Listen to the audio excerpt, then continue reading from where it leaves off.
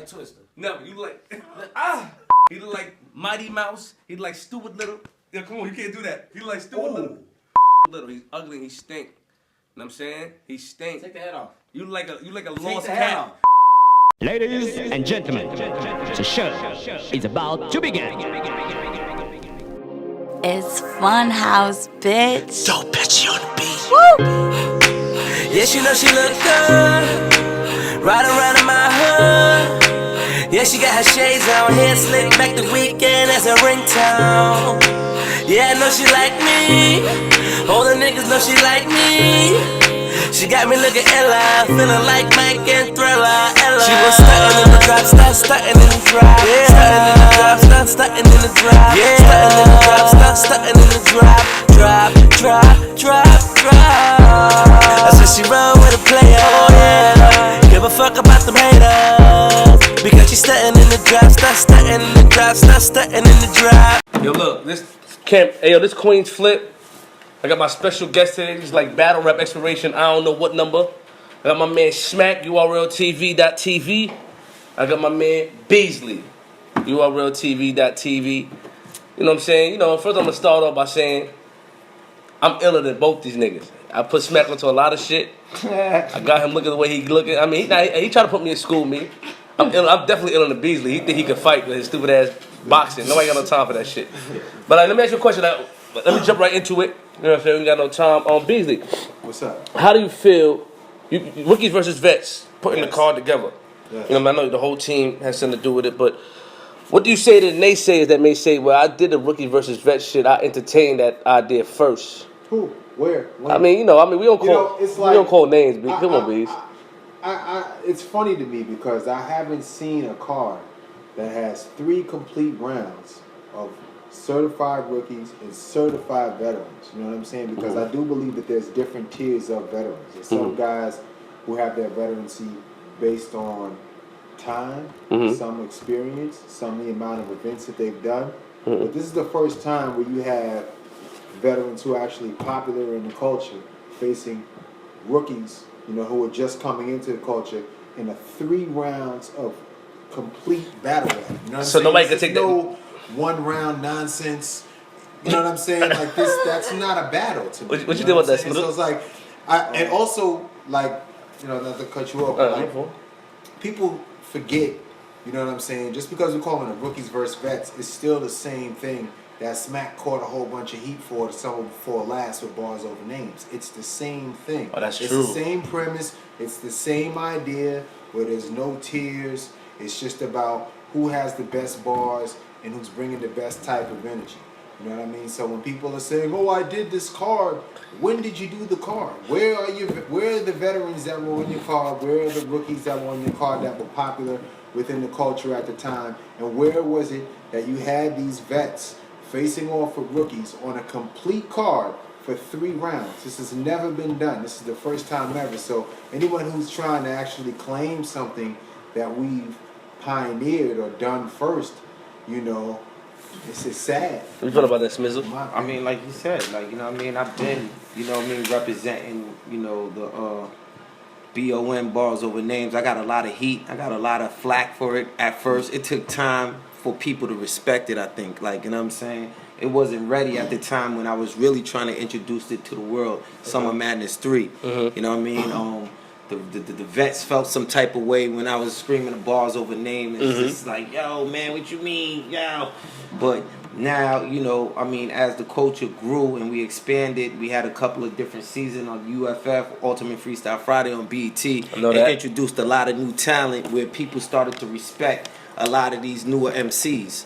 You understand what I'm saying? So now it's like, okay, they was more accessible, like, and more willing to give these new MCs a chance to pay attention and see where their level of skill was at and what they have to offer to bring to the culture.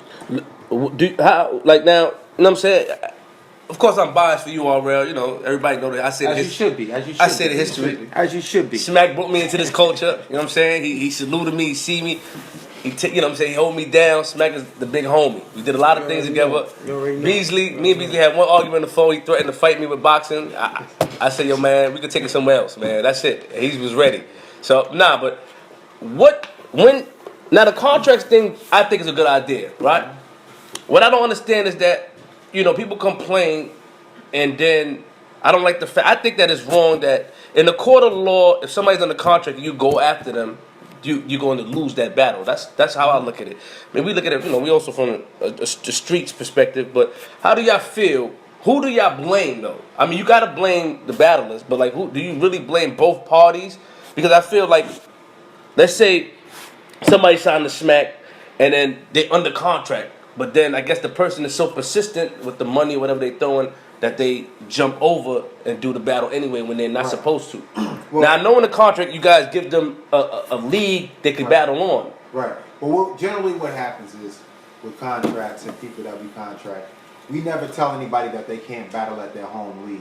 So wherever you come from, we encourage them to go back so that they can keep that energy within their home league. So that's never an issue.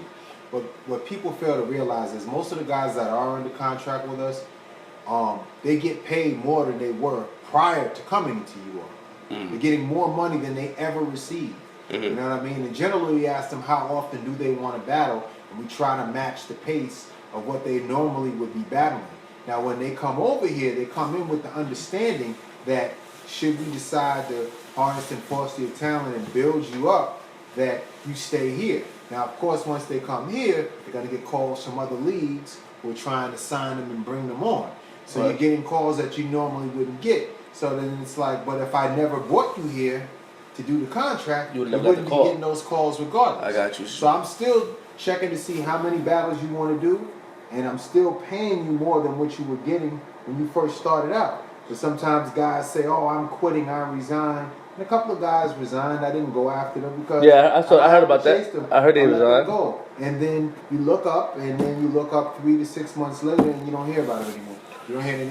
How you feel about that smack, man? You on your phone, man? What's up, man? No, I'm paying attention. I mean, it's just a situation where, you know, I feel like. Well, you from the, pardon me, I didn't mean to cut you off. Like, you've been around them niggas. Free the homie Bunk from Chicago. You know what I'm saying? We talking about you the other day. Niggas out there. Yeah, you've been around them niggas. So I when I think about you, I see you looking at it from a different perspective. Even though you've grown a lot from since I was younger, since you lost the beard or whatever, you gained the beard. You how you look at this shit though? Does it bother you? Because nothing really bothered you, but does it bother you? I mean, at the end of the day, we all businessmen. You know what I'm saying? I know what I could offer to, like, you know what I'm saying, MCs. I feel like, you know, I'm the best promoter in the game, hands down. Been best promoter in the game before, you know what I'm saying, the battle culture started. Like, you know what I mean? That's just my, you know, specialty. Bringing up and coming MCs, taking them to the next level where they could be notarized on mainstream level. Okay, you understand what I'm saying? Did it for the best of them out there. You know what I'm saying? They up and coming, jump on my platform, I give you a look. Now, you know what I'm saying, people are paying attention to you. You know what I'm saying? Okay. And now you got more opportunities to take advantage of, so you can possibly take your career to the next level. You know what I mean? I feel that's my calling. You know what I'm saying? That's what I've been doing. From the Smack DVD all the way now to URL, and probably until the next movement, whatever the next movement gonna be. You know what I mean? That's what I do. So it's just like, I'm not gonna apply my energy and concentration and marketing money and time to market someone, get them to a certain level, and then they're gonna just go off into another platform and just, you know what I'm saying, take my whole energy I bought, you know what I'm saying? But you wasn't on it, but y'all wasn't on it in the beginning like that though. Like a couple, when you first it was really no competition like that though.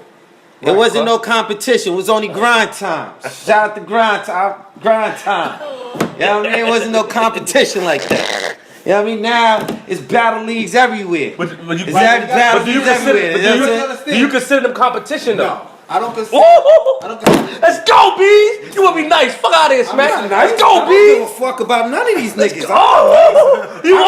Let's go, Spizzle. I don't even pay attention to nobody. I know that. That's why I told niggas he don't watch battles. You watch battles, but you don't pay attention to the leagues and shit. I don't even know what's going on out there.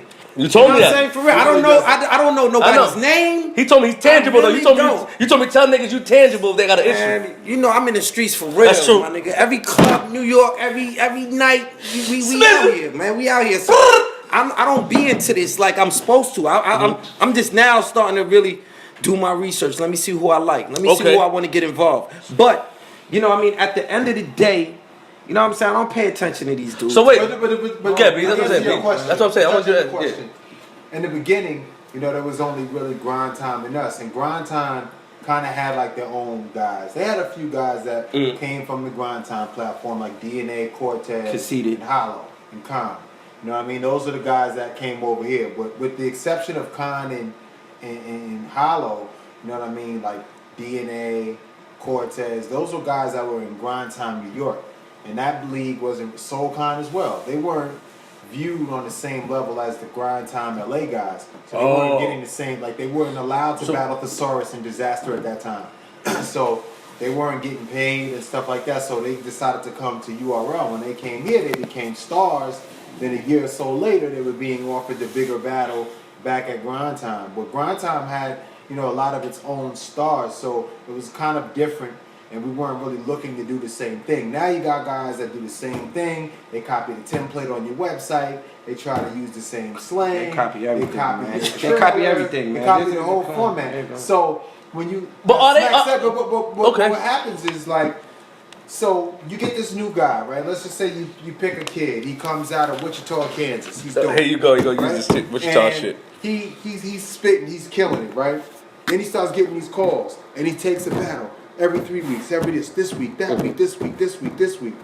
If you notice, their profile just truly starts to diminish. They're not able to show up with the same level of competition for each battle. And then when we call them, I'm like, yo, what's up, man? I got a battle for you. Oh, man, I'm booked in Biloxi, Mississippi next week. I can't make it. Or, yo, I got a one-rounder in, in Ontario, or wherever, you know what I'm saying? It's nowhere, it's just a whole bunch of crazy shit. So it's hard to kind of harness and deliver